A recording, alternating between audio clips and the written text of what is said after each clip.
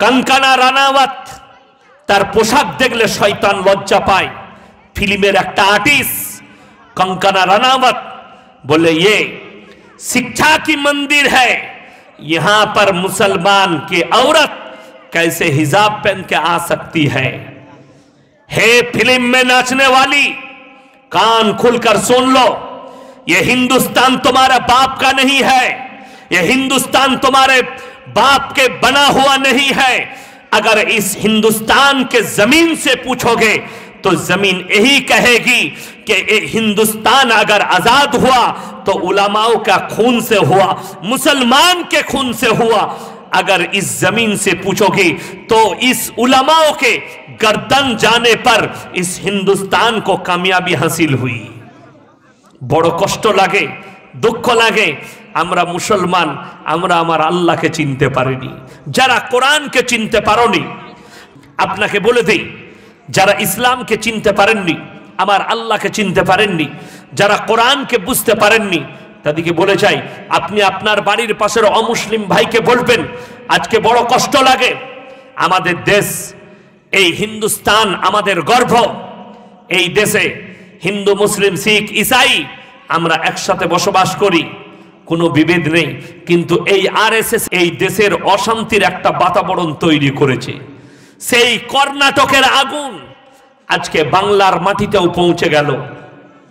আপনারা দেখেছেন ফেসবুকে মুর্শিদাবাদের সুতি থানার খবর, একটা স্কুলের প্রধান শিক্ষক সে বলেছে আমার স্কুলে হিজাব পরে আসা যাবে না। সে কিন্তু আর কেউ নয়, খোঁজ নিয়ে দেখুন, সেও একটা বিজেপির এজেন্ট। সে এই আগুনটাকে পশ্চিম বাংলায় ছড়াতে চেয়েছে। আমি দিদিকে বলবো, দিদি একে অবিলম্বে গ্রেফতার করুন। এই স্কুলের শিক্ষক হতে পারে না, এই প্রধান শিক্ষকের চাকরি করছে, একের সঙ্গে সঙ্গে বরখাস্ত করা দরকার। সে আমাদের রাজ্যে আগুন ছড়াতে চেয়েছে। জেনে রেখে দিবেন আমার ভাই, এই মুসলমান কখনো চাই না যে আগুন ছড়িয়ে যাক। আমরা শান্তির বাতাবরণ বয়ে দিতে চাই। যারা মনে করেন ইসলামে আমাদের মতো মৌলবীদিকে যারা মনে করেন এই মৌলবীরা আগুন ছড়ায়, তারা জেনে রেখে দেন তোমার মধ্যে ঈমান নেই, তুমি বেঈমান হয়ে গেছো, না আমার ভাষা তোমার বুঝার মতো ক্ষমতা নেই, তুমি নাস্তিক হয়ে গেছো, তোমার ঈমানটা চলে গেছে। জেনে রেখে দিবেন আমাদের মতো মৌলবীরা যদি আগুন ছড়াতে চাইতাম তো আজ থেকে 3 বছর আগে আসানসোলের মাটিতে রক্তর গঙ্গা বয়ে যেত, যেদিনে ইমাম রশিদির ছেলেকে রাম নবমীর দিনে মার্ডার করা হয়েছিল। আপনারা খবর পড়নি? এ কথা বলুন, আপনারা জানেন না? জানেন। সেই ইমাম দাঁড়িয়ে বলেছিল 50,000 লোক জানাজার ময়দানে। আপনি একবার ইশারা করুন, এই আসানসোলের মাটিতে রক্তর গঙ্গা বইবে। ইমাম রশিদি দাঁড়িয়ে বলেছিল, হে আমার ভাইয়েরা শোনো, আমি নবীজির ওয়ারিস, কখনো চাই না যে আমাদের দেশে রক্তর গঙ্গা হোক। আমার ছেলেকে তোমরা দোয়া দাও, জানাজার নামাজ পড়ে আমার জন্য দোয়া করো, আমার ছেলেকে আল্লাহ শহীদের মর্তবা দিবে। তোমরা দোয়া দিয়ে ঘর চলে যাও আর আমার জন্য দোয়া দিয়ে যাও, আমি তোমাদের লেগে দোয়া করব। কিন্তু এতটুকু কোনো রকমের তোমরা পদক্ষেপ নিবে না, এটা আমার তরফ থেকে অনুরোধ, তা না হলে আমি এই দেশ ছেড়ে চলে যাব। জোরে বলুন সুবহানাল্লাহ। এটা ছিল একটা আলেমের আখলাক। আমার ভাই জেনে রেখে দিবেন 56,000 উলামা এই দেশকে স্বাধীন করার জন্য গর্দন দিয়েছে। শুধু এটা নয়, আমাদের দেশের प्राइम मिनिस्टर जी मोदी जी, आप खड़े होके आप इतना भी नहीं बोल सकते, आपके जुबान पर लगम लग चुका है, आपके जुबान पर आरएसएस का लगम है, आपके दिमाग पे आरएसएस का बीज बनी हुई है, इसीलिए आप अभी तक एक भी लफ्ज आप पार्लियामेंट पे नहीं कहा। आप दाढ़ी रखकर पार्लियामेंट में जा सकते हैं, एक मुसलमान दाढ़ी रखकर पार्लियामेंट में टोपी लगाकर नहीं जा सकते। बड़ो कष्ट लगे, একজন মুসলমান পুলিশ অফিসার দাড়ি রাখতে পাবে না, কিন্তু একজন শিখ যদি পাঞ্জাবি হয় তারা মাথায় পাগড়ি পরে আর দাড়ি রেখে পুলিশের চাকরি করবে।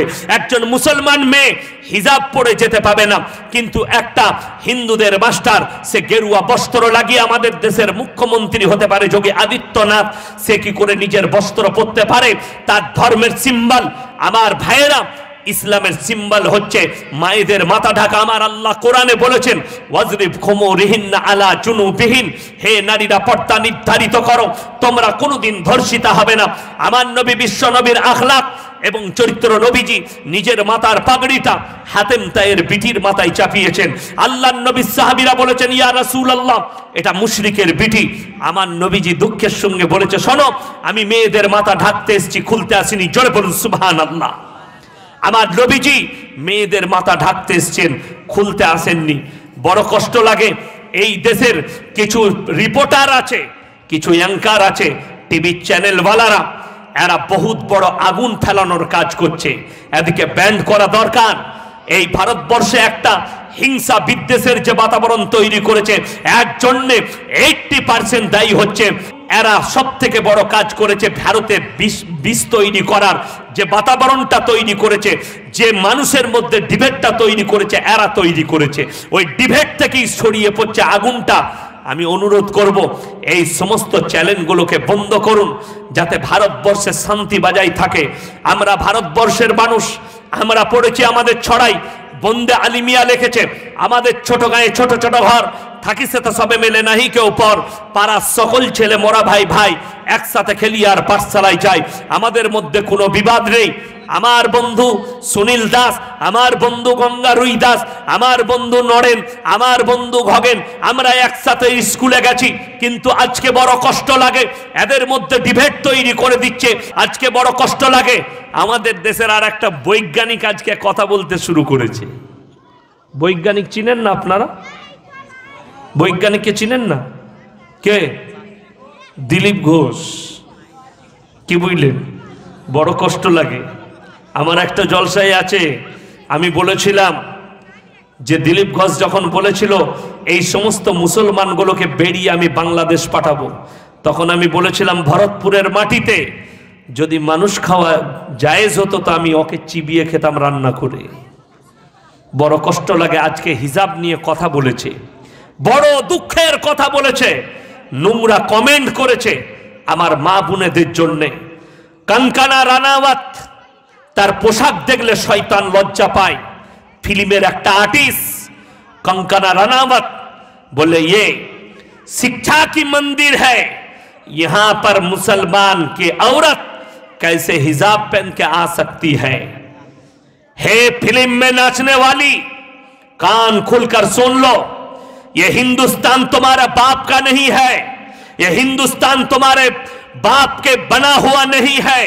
अगर इस हिंदुस्तान के जमीन से पूछोगे तो जमीन यही कहेगी कि हिंदुस्तान अगर आजाद हुआ तो उलमाओं का खून से हुआ, मुसलमान के खून से हुआ। अगर इस जमीन से पूछोगे तो इस उलमाओं के गर्दन जाने पर इस हिंदुस्तान को कामयाबी हासिल हुई। बड़ो कष्ट लागे, दुख लागे, আমরা মুসলমান, আমরা আমার আল্লাহকে চিনতে পারিনি। যারা কোরআনকে চিনতে পারোনি, কোরআনকে আল্লাহ অবতীর্ণ করেছেন। আমার ভাইয়েরা, আমরা আলমারির মাথায় একটা কোরআন রাখি, লেপটিয়ে জুজদানে কোরআন রাখা হয় না, হয় না? কোরআন রাখে। আমার মায়েরা বলে এত সুন্দর হেফাজত করে রেখেছি না কোরআনটা, কোরআনটা কিচ্ছু হবে না। সকলে বলুন কোরআনের হেফাজতের দায়িত্ব কার? আল্লাহ রাব্বুল আলামিনের। আমার আল্লাহ রাব্বুল আলামিন কোরআনে বললেন, হে আমার বিশ্ব নবী, ইন্না নাহনু নাযালনা যিকরা ওয়া ইন্না লাহু হাফিজুন, এই কোরআনকে আমি আল্লাহ অবতীর্ণ করেছি, এই কোরআনের হেফাজতের দায়িত্ব হচ্ছে আমার আল্লাহর। গুজরাটের গোমতী নদীর তীরে লাখ লাখ কোরআনকে ইংরেজরা জ্বালিয়েছে, কিন্তু শাহ আব্দুল আজিজ দেহলভী রহমতুল্লাহ আলাইহি বললেন, হে ইংরেজের বাচ্চারা শোনো, এই 1 লাখ 2 লাখ কোরআন নয়, পৃথিবীর 100 কোটি কোরআনকে যদি তোমরা জ্বালিয়ে দাও, 200 কোটি কোরআনকে যদি জ্বালিয়ে দাও, এই কোরআনকে মিটানো সম্ভব নয়। জোরে বলুন সুবহানাল্লাহ। ফেরাউন এসছে, ফেরাউন এসছিল না, আসেনি? নিজেকে আল্লাহ দাবি করেছে, মিটেছে না মিটেনি? এই জোরে বলুন, ফেরাউন আছে না মিটে গেছে? জোরে বলুন, মিটে গেছে। আল্লাহ তার অস্তিত্ব মিটিয়ে দিয়েছে, তার রাজত্ব শেষ। নমরুদ এসেছিল, ইব্রাহিম নবীকে আগুনে নিক্ষেপ করেছে, তার শরীরের একটা পশম পর্যন্ত আগুন জ্বালাতে পারেনি। জোরে বলুন সুবহানাল্লাহ। নমরুদ মিটে গেছে, ফেরাউন মিটে গেছে, কারুন মিটে গেছে, সাদ্দাদ মিটে গেছে। লেখেলেন আমার ভাই, কিন্তু ইসলাম এসছে, ইসলাম উন্নতি লাভ করেছে, এখনো পর্যন্ত ইসলামকে মিটুতে কেউ পারেনি। জোরে বলুন সুবহানাল্লাহ। ইসলাম এসছে, ছিল, থাকবে, কিয়ামত পর্যন্ত থাকবে। এরপর আমার ভাইয়েরা শোনো, আব্দুল আজিজ দেহিবি বললে শোনো, আল্লাহ রাব্বুল আলামিন এই কোরআনটাকে কেমন ভাবে হেফাজত করেছে, এই কাগজের মধ্যে নয়। একজন 10 বছরের হাফিজে কোরআন, তার সিনেতে আল্লাহ 30 পারা কোরআনকে গেঁথেছেন। জোরে বলবেন না সুবহানাল্লাহ। রমজান মাসে আপনার মসজিদে একজন হাফিজে কোরআন 30 পারা কোরআন দাঁড়িয়ে শুনিয়ে দেয় 30 দিনে। আল্লাহ 30 পারা কোরআনকে আমাদের সিনেতে গেঁথে দিয়েছে। একটা হাফিজে কোরআন জিন্দা থাকলে আবার এরকম 100 কোটি কোরআন ছেপে চলে আসবে। জোরে বলুন সুবহানাল্লাহ। কটা সিনেতে গুলি চালাবে? আমার ভাই আরো একটু আগে চলুন, এরপরে জিজ্ঞেস করুন, হে কোরআন তোমার ওজন কত? কোরআনের পরে নকল করছে শোনো, আমার আল্লাহ রাব্বুল আলামিন আপনার বাড়িতে যে কোরআনটা আছে এটা ডানির ওপরে চাপান, কোরআনটার ওজন হবে 1 কেজি, না হয় 1.5 কেজি, না হয় 2 KG, 2.5 KG, 5 KG, 5 quintal, 10 quintal. আমার ভাইয়েরাম, আল্লাহর কসম, এটা কোরআনের ওজন নয়, এটা হচ্ছে ওই কাগজের ওজন। আমার আল্লাহ রাব্বুল আলামিন বললেন, হে আমার বিশ্ব নবী, আমার কোরআনকে জিজ্ঞেস করো, কোরআন নিজের ওজন নিজে বলে দেবে।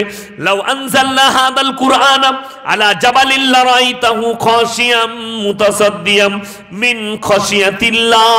আমি যদি এই কোরআনটাকে পাহাড়ের উপরে অবতীর্ণ করিতাম, আমার ভয়ে পাহাড়টা চূর্ণ বিচূর্ণ হয়ে যেত। আমি যদি কোরআনটাকে পাহাড়ের উপরে অবতীর্ণ করিতাম, আমার কোরআনের ওজন এত বেশি, পাহাড়টা আমার ভয়ে, আমার কোরআনের ওজনে চূর্ণ বিচূর্ণ হয়ে যেত। আমি উম্মতে মুহাম্মাদীকে ভালোবেসে দান করেছি। জোরে বলুন সুবহানাল্লাহ।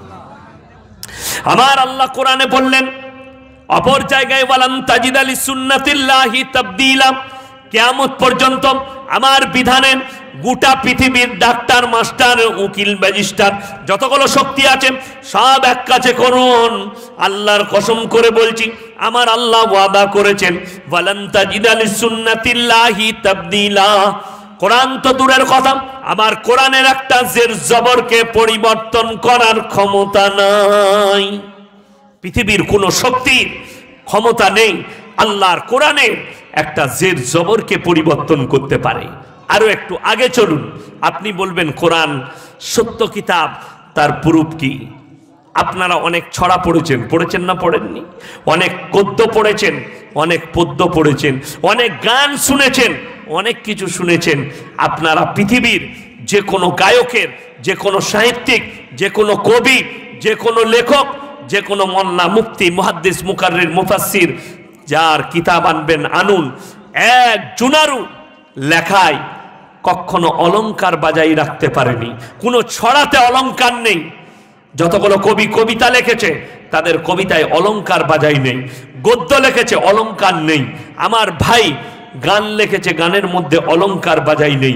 আমার আল্লাহ কোরআনে অলংকার বাজাই রেখেছেন, তার থেকেই প্রমাণ হয় এটা সত্য কিতাব। অলংকার বলতে আপনি কি বুঝবেন? গুদা বাংলায় বুঝাই। অলংকার মানে হচ্ছে আপনার প্রত্যেকটা লাইনে শেষ অক্ষর একই হতে হবে। যেমন আমি ছড়া শোনালাম আপনাদেরকে, আমাদের ছোট গায়ে ছোট ছোট ঘর, লাস্টের অক্ষরটা কি এলো? র। পাড়ার সকল ছেলে মোরা, তারপরে আছে আমাদের ছোট গায়ে ছোট ছোট ঘর, থাকিছে তো সবে মেনে নাহি কেউ পর, আবার র এলো পরের লাইনটাও। তৃতীয় নম্বরে এলো পাড়ার সকল ছেলে মোরা ভাই ভাই, হস্যই চলে এলো। অলংকার ভেঙে গেল, অলংকার বাজাই নয়। শেষ পর্যন্ত একই অক্ষর থাকতে হবে প্রত্যেকটা লাইনের শেষে। আমি চ্যালেঞ্জ দিলাম, যদি কোনো শিক্ষিত থাকেন, কোনো জ্ঞানী থাকেন, একটা ছড়া শোনান, একটা গান শোনান, একটা যে কোনো গদ্য শোনান যার মধ্যে অলংকার বাজাই আছে, একটাও শোনাতে পারবেন না। কেউ তার ছড়াতে, কবিতায় অলংকার বাজাই রাখতে পারেনি। এরপরে জিজ্ঞেস করো কোরআনকে, তোমার মধ্যে কেমন অলংকার বাজাই আছে? আমার আল্লাহ রাব্বুল আলামিন বললেন, والشمس وضحاها والقمر إذا تلاها والنهار إذا جلاها والليل إذا يغشاها والسماء وما بناها والأرض وما طحاها ونفس وما سواها فألهمها فجورها وتقواها জোরে বলুন সুবহানাল্লাহ। প্রত্যেকটা আয়াতের শেষে আমার আল্লাহ একই অক্ষরকে লাস্ট পর্যন্ত ইউজ করলেন, হা শব্দ ইউজ করলেন। ওয়াশ-শামসি ওয়া দুহাহা, প্রত্যেকটা লাইনের শেষে হা আমার আল্লাহ কোরআনে অলংকার বাজাই রাখলেন। এটাই হচ্ছে সত্য কিতাবের দলিল। আমার ভাই, কোরআনে আমার আল্লাহ রাব্বুল আলামিন যেগুলো বর্ণনা করেছেন একটাও নবীজির ভাষা নয়, নবীজির বানানো নয়। আমার আল্লাহ রাব্বুল আলামিন নবীজির কাছে বলেছেন, নবীজি সাহাবীদিকে দিয়ে লিখিয়েছেন। আমার ভাই, অনেকজন মনে মনে করে আল্লাহ নবী সাল্লাল্লাহু আলাইহি সাল্লাম বৈজ্ঞানিক নবী। আল্লাহ নবী সাল্লাল্লাহু আলাইহি সাল্লাম কি নবী বললাম? বৈজ্ঞানিক নবী, জ্ঞানের ভান্ডার, পৃথিবীর আদি থেকে অন্ত পর্যন্ত সৃষ্টির শ্রেষ্ঠ। কিন্তু আল্লাহ নবী সাল্লাল্লাহু আলাইহি সাল্লাম উম্মি ছিলেন। কি ছিলেন বললাম? উম্মি, লেখাপড়া জানতেন না। এখানে অনেক লোক বলবে নবীজিকে ছোট করছে। তুমি যদি বলো নবীজি লেখাপড়া জানতেন, তো নবীজিকে ছোট করা হবে। বুঝতে পেরেছেন না পারেননি? নবীজি, আপনি বলবেন কেন নবীজি লেখাপড়া জানতেন না? নবীজিকে আল্লাহ অধিক জ্ঞানের ভান্ডার দিয়েছিলেন, কিন্তু নবীজি লেখাপড়া এই জন্যে জানতেন না। আমার আল্লাহ তাআলা নবীজিকে সৃষ্টি করার পরে, যেমন আমি যতই ভালো বক্তব্য দিই, আমার শিক্ষক গুরু এলে, আমার উস্তাদ এলে কি বলবে? আমি ইয়াসিনকে পড়িয়েছি। ঠিক বলছি না ভুল বলছি? আমার শিক্ষকের কাছে আমি ছোট না বড়? কথা বলুন, ছোট। যত বড়ই হয়ে যায় আমি, আমার সেই শিক্ষা গুরুজনের জুতো সুজা করতে হবে, আমাকে তাকে সম্মান করতে হবে, তার কাছে ছোট আমি। আমার ভাই, আল্লাহ নবীজি সাল্লাল্লাহু আলাইহি সাল্লামকে কেউ যদি শিক্ষা দিতেন, সে বলতো আমি নবীকে পড়িয়েছি, আমার নবীজিকে ছোট করা হতো। জোরে বলুন সুবহানাল্লাহ। ওই জন্য আল্লাহ জ্ঞানের ভান্ডার দিয়েছিলেন নবীজিকে, কিন্তু নবীজি উম্মি ছিলেন। তার কারণ এটাই, নবীজি শিক্ষা গুরু হলে আমার নবীজিকে ছোট করা হতো। শুধু এটা নয়, আল্লাহ নবী সাল্লাল্লাহু আলাইহি সাল্লাম যখন দুনিয়া থেকে বিদায় নিলেন, নবীজির জানাজার নামাজ, নবীজির জানাজার নামাজ অনেকে জানে না, অনেকে মনে করে। কেউ আমাকে সেদিনে প্রশ্ন করেছিল, হযরতে আবু বকর পড়িয়েছিলেন, হযরতে উমর পড়িয়েছিলেন।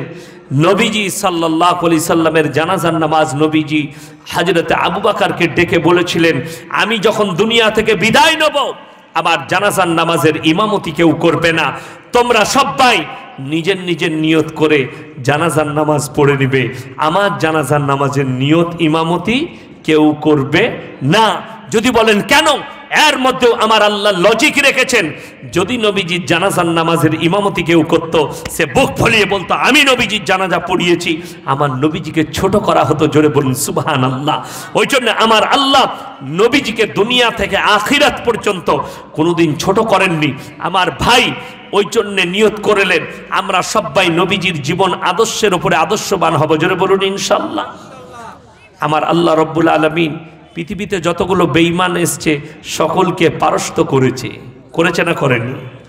অতগুলো আরএসএস আর বিজেপির গুন্ডা একসাথে 50টা ছেলে জয় শ্রীরাম বলে ডাক দিয়েছে, তাদের ডাকগুলো দেবে গেল।